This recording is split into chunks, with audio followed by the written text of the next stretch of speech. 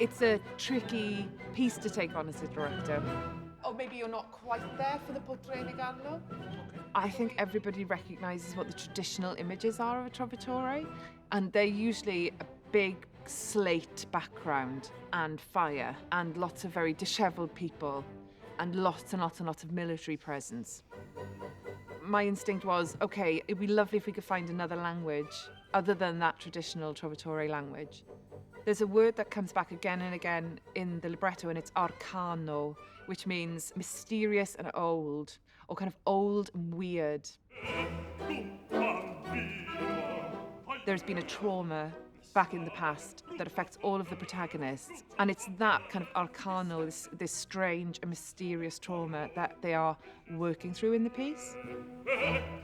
The piece is actually set in the 15th century. It sits on the periphery between the end of the medieval period and the beginning of the Renaissance.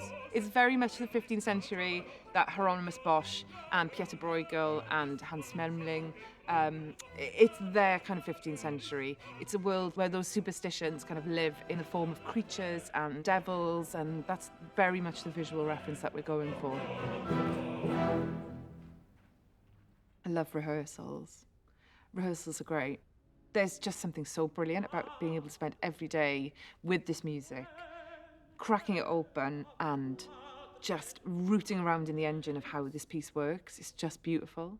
I wonder if there's something about you finding a kind of sorry mama kind of pose. I don't know if it's something, because then it just helps us see Azucena's manipulation.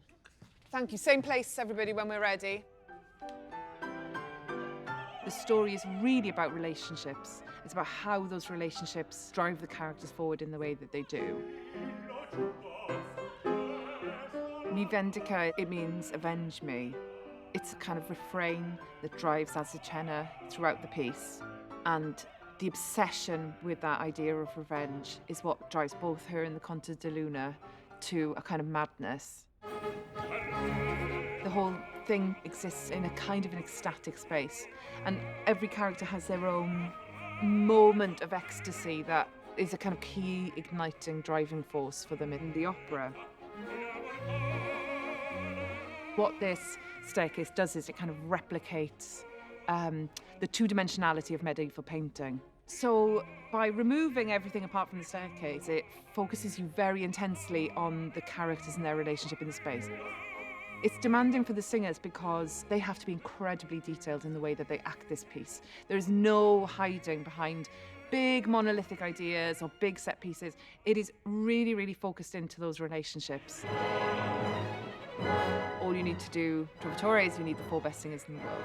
But they also have to be the 4 best actors in the world, because it is a tough, dramatic ask of any singer, because the story hinges on incredibly delicate moments in which people's relationships are being tested to the limit.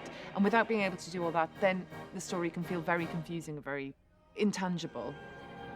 It's not a safe production of trovatore by any stretch of the imagination. It is a brand new rethinking of the piece, and I hope that above all it delivers this piece to a whole new audience, and it allows more people a way in to really understand how wild and brilliant it is.